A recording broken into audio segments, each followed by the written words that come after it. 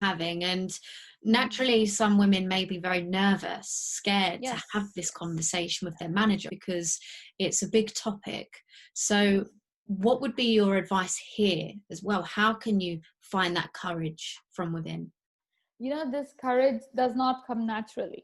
It doesn't come to me naturally. Maybe it comes to some people naturally, but it doesn't come to me naturally. I had to actively work on it. And I will always remember this one thing that I read somewhere, and I can't remember where, but it said something like, be afraid, but do it anyways. It's okay to be afraid. Be afraid.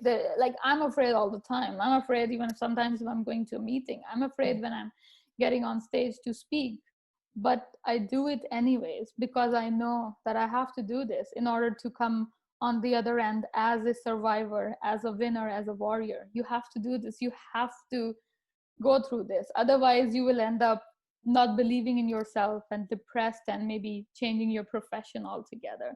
So be afraid, but do it anyways, because that's the only option you have right now in life. Certainly, I think everyone goes through an element of fear at some Yeah. point in their life, right? And Yeah. that's okay. It's so inhuman of us to think that we are not afraid.